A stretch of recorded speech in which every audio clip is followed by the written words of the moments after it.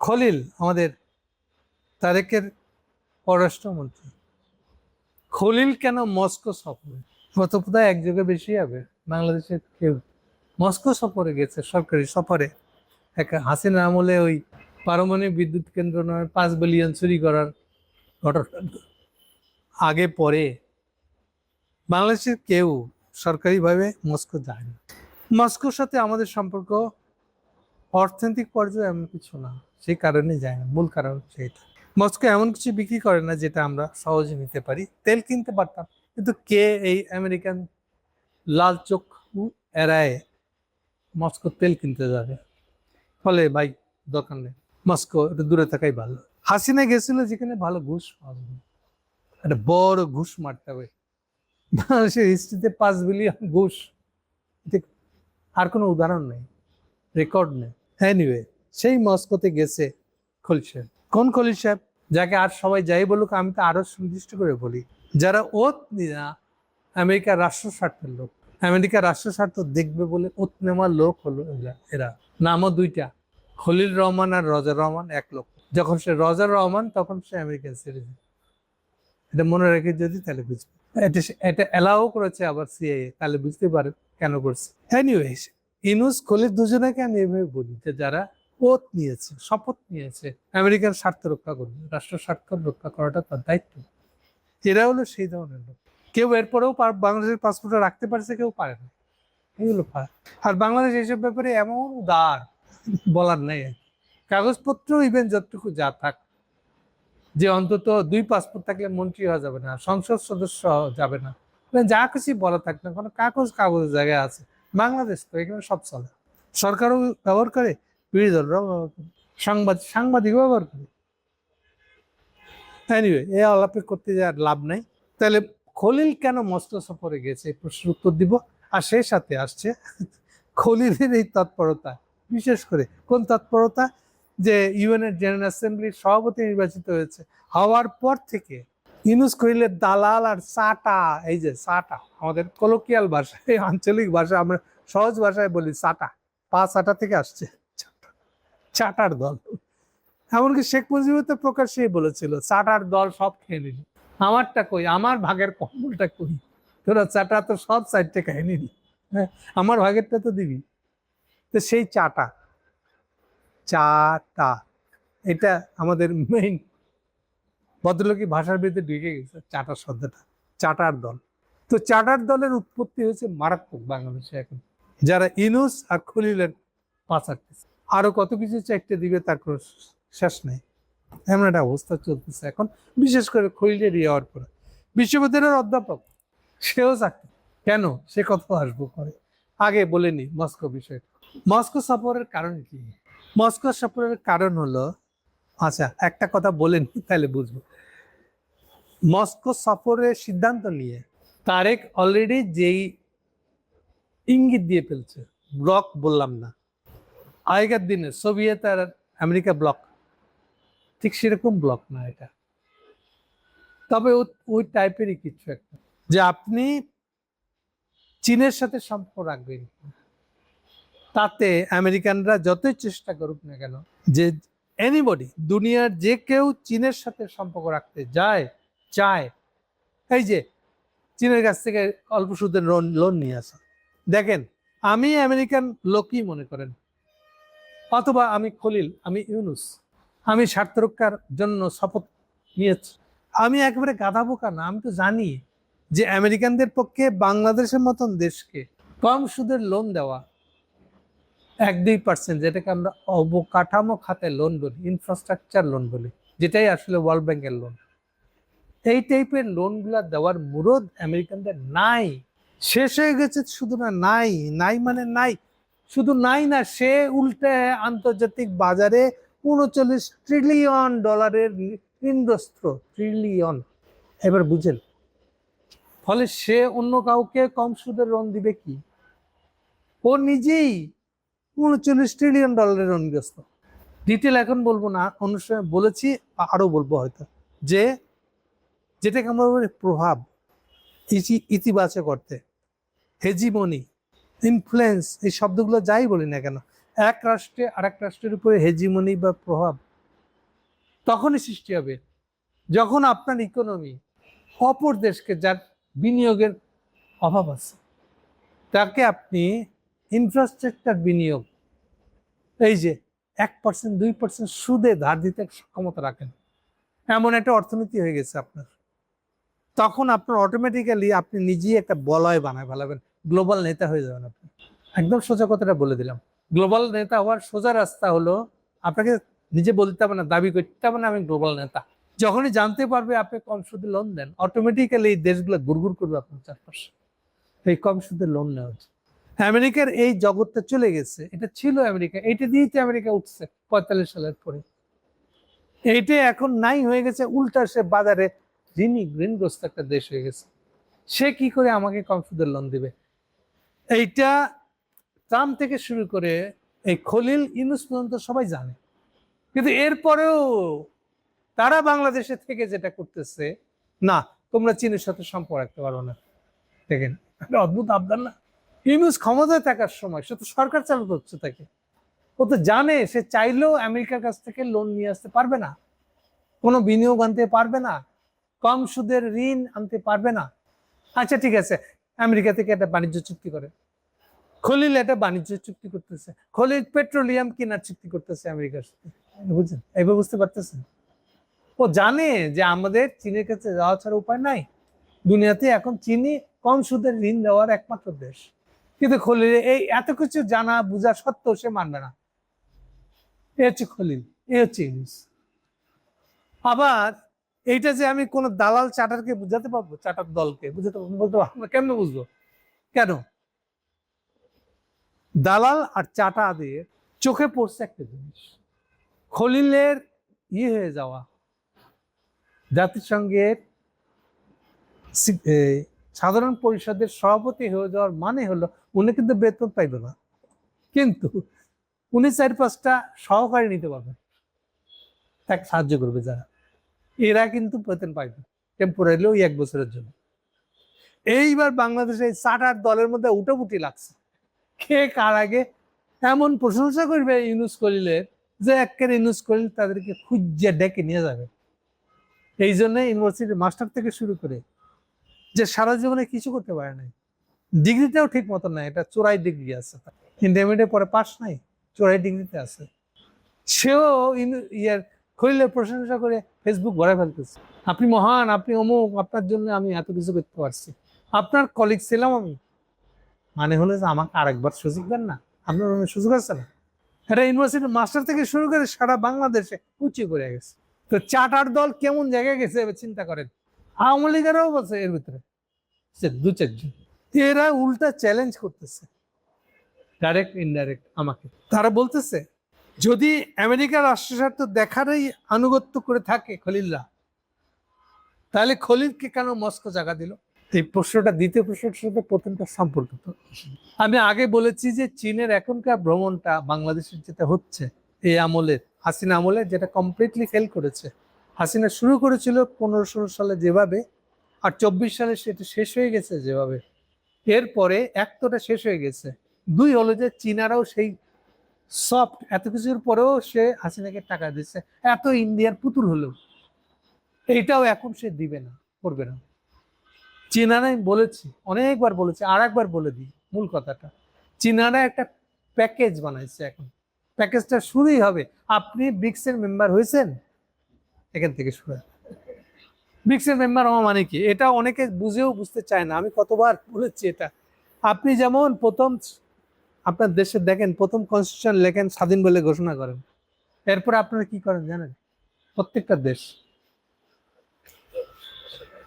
সবার আগে, ইভেন পারলে জাতিসংঘ মেম্বার হওয়ার যদি সুযোগটা নাই, মেম্বার হওয়ার আগে আপনি IMF আর ওয়ার্ল্ড ব্যাংকের মেম্বার হয়ে যান। জাতিসংঘ তো হনই, সাথে এটাও। আর মনে করে দিই আপনাদেরকে, সোভিয়েত ইউনিয়ন ভেঙে 15টা রাষ্ট্র হয়েছে, রাশিয়া সহ। এই 15টা রাষ্ট্রই পরের বছরের মধ্যেই IMF ওয়ার্ল্ড ব্যাংকের মেম্বার হয়ে গেছে। এই IMFটা হলো আমেরিকান নেতৃত্বের IMF, এই হলো ফারাক। চীনা নেতৃত্বে, এই যে বারে বারে বলতেছি চায়নারা আগায় আসতেছে গ্লোবাল নেতা হইতে, অর্থনৈতিক নেতা তো বটে। অর্থনৈতিক নেতা হওয়া মানে এইবার IMF কে নিজের মতন করে সাজিয়ে নেওয়া, যেহেতু আইএমএফ এর মেম্বারদেরকে যার যত অর্থনীতি বড় হয় সেই অনুযায়ী তার আইএমএফটার মালিকানা কিন্তু শেয়ার মালিকানা, ফলে যেই দেশের অর্থনীতি যত বড় তার মালিকানা তত বড় হওয়ার কথা ইন্টারনাল নিয়ম অনুযায়ী। কিন্তু আমেরিকানরা দেয় নাই, এটা এর কোনোটাতেই দেয় নাই, একটা লেভেলের পরে গিয়ে দেয় নাই। আইএমএফ যখন জিজ্ঞেস করতেছে আমেরিকান প্রতিনিধি বাইরে, ওটা কি হলো, আমরা দিছি তো, ওটা সিনেটে পড়ে আছে, এখনো সিদ্ধান্ত জানাই নাই, মানে আমরা দিব না চীনকে। এই ঘটনাটাই ঘটেছিল 2009 সালে। সেই সময়ে এই কথাটা আমেরিকানদের, এই কথাটা যাদের পছন্দ হয় নাই তাদেরকে আমি প্রায় সময় যাদেরকে বলে থাকি, ওয়াল স্ট্রিট কোম্পানিগুলা তাদের পছন্দ হয় না। তাদের চোখে আমেরিকান অর্থনীতির চেয়ে চায়না অর্থনীতি প্রলুব্ধ করে তাদেরকে। কেন? চায়না অর্থনীতি বাড়লে পরে তাদের বিনিয়োগ, তাদের কাস্টমার বাড়বে। কথা বুঝেন ভালো করে। ওয়াল স্ট্রিট কোম্পানি মানে হলো যারা বড় বড় বিনিয়োগ দেয়, 10 বিলিয়ন 20 বিলিয়ন টাকা ধার দেয়, ডলার ধার দেয়, এমন ধরনের কোম্পানিগুলাই ওয়াল স্ট্রিট বলতে সিম্বলিক্যালি এটাই বোঝা। তাহলে ওয়াল স্ট্রিটের কোম্পানিগুলোর কাছে আমেরিকার আবেদন নাই, কারণ আমেরিকান ঋণ দেওয়ার ক্ষমতা চলে গেছে। ফলে আমেরিকান পিছে আর ঘুরবে না আমাদের মতন দেশগুলো। এর থেকে রাইজিং হচ্ছে চায়না, সুতরাং চায়নাকে উঠতে দাও, এই হলো ওয়াল স্ট্রিটের নীতি। এই জন্য এরাই তখন আর্গুমেন্ট দিয়েছিল 2009 সালে যে চায়না নিজেই কেন একটা ব্রিক্স বানায় না। এই দেখেন ব্রিক্সটা কি। তাহলে হোয়াট ইজ ব্রিক্স? ব্রিক্স হচ্ছে আগামী দিনের চাইনিজ আইএমএফ। না, আমি এটা দাবি করছি না আগামী দিনে আইএমএফ নাম বদলে গিয়ে ব্রিক্স হয়ে যাবো, এটা বলছি না আমি। নাম কি সেজে, এটা হলো অনেকটা, চায়না যখন গ্লোবাল নেতা হয়ে যাবে, যখন আমেরিকার এটা নাম আনলো, এটা ঠেকায় রাখতে পারবে না, সেই তারপরে সে আইএমএফ এর ভিতরে ঢুকে শুরু করবে, আইএমএফ ভেঙে যাওয়া শুরু করবে, তার অর্থ নাই, এসব প্রশ্নগুলো আসবে, ওয়াল স্ট্রিট চাপ দিবে। এইসব জিনিসগুলো যখন আসবে তখন বলবে যে আচ্ছা ঠিক আছে, বলার দরকার নেই, অটোমেটিক্যালি ব্রিক্স ওটাকে রিপ্লেস করে ফেলাবে। তাহলে এই মাঝের সময়ে কাজগুলো চায়নারা কাকে দেখায় করবে, কি নামে জড়ো করবে, সেই নামটা, টেম্পোরারি নামটাই হচ্ছে ব্রিক্স। আমি কি বুঝাতে পারলাম? তাহলে ইন্টারিম ফেজের চাইনিজ আইএমএফটার নাম হচ্ছে ব্রিক্স। ইন্টারিম বলতে অন্তর্বর্তী বলতে এখনকার আইএমএফ আছে, ভবিষ্যতের চাইনিজ আইএমএফ যেটা হবে, এই দুয়ের মাঝে চাইনিজরা কি করবে, তারই সংগঠনটার নাম হলো ব্রিক্স। এই জন্য ব্রিক্সের ভিতরে একটা ওয়ার্ল্ড ব্যাংক আছে, একটা আইএমএফ আছে। ব্রিক্স, মূল ব্রিক্সটাই আইএমএফ, আর ওয়ার্ল্ড ব্যাংক থেকে আলাদা নাম দিছে new development bank, NDB. Bangladesh কিন্তু অলরেডি এনডিবির মেম্বার হয়ে গেছে হাসিনার আমল থেকে, এবং ইউনুসের আমলে ইউনুসে এনডিবি থেকেই $1 বিলিয়ন ডলার ধার পেয়েছে। ফলে এনডিবি আমরা এই মাত্র হয়েছে এটা না। তাহলে ব্রিক্সের ভিতরে যে ওয়ার্ল্ড ব্যাংক আছে ওটার নাম এনডিবি।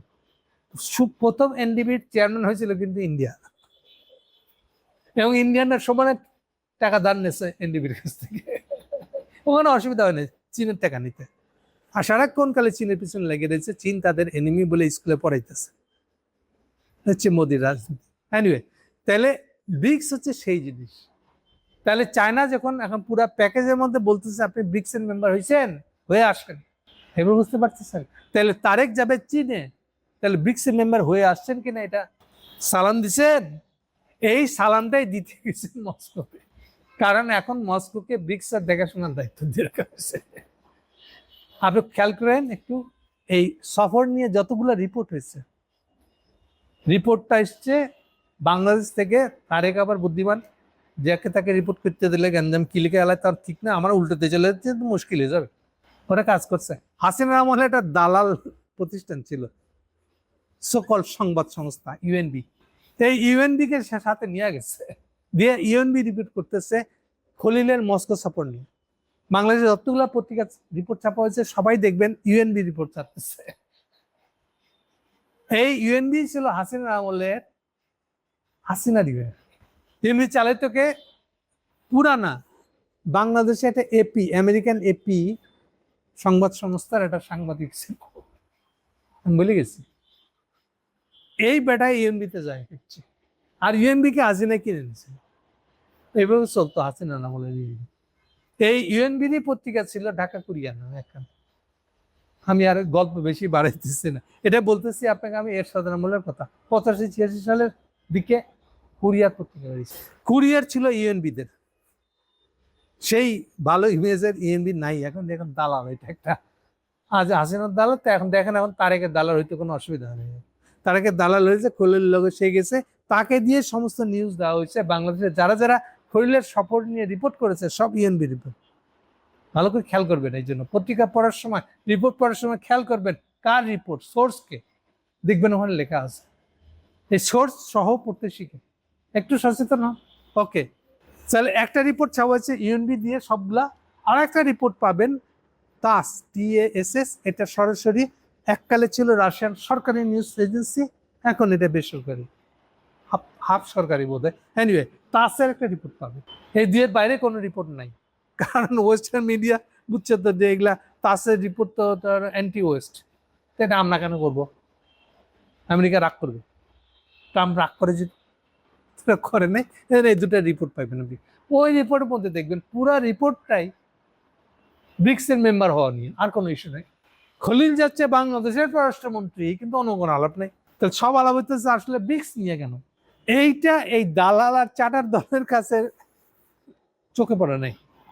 তারা বলতেছে খলিল যেহেতু মস্কো জিততে পারছে, তাহলে সে আর চাটা, তাহলে আমেরিকার দালাল সে না।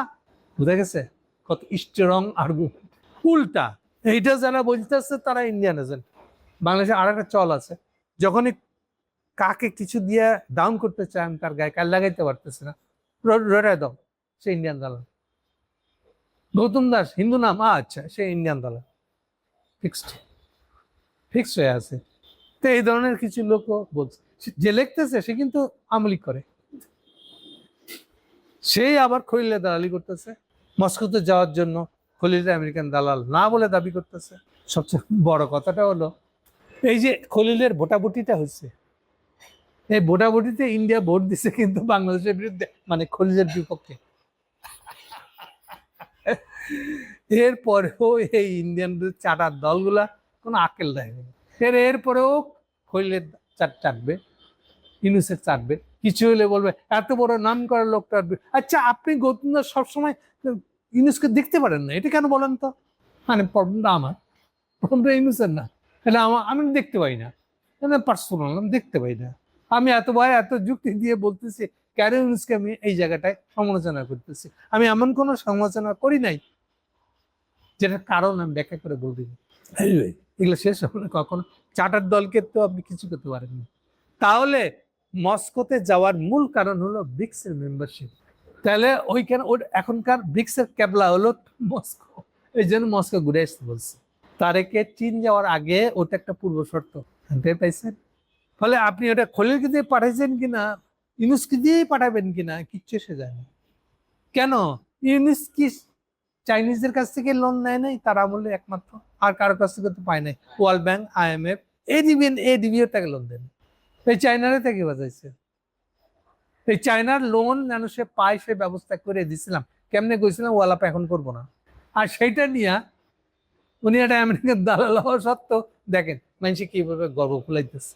উনি তো বাজেটই করতে পারতেন না। ইউনুস সাহেব তো 25 সালের বাজেটটাও করতে পারতেন না যদি চাইনিজদের টাকাটা না পাইতেন। এনিওয়ে, দালাল যে সে চাটার দল, সে চাটারই দল, চাটবেই তো, এদেরকে আপনি ঠেকাইতে পারবেন না।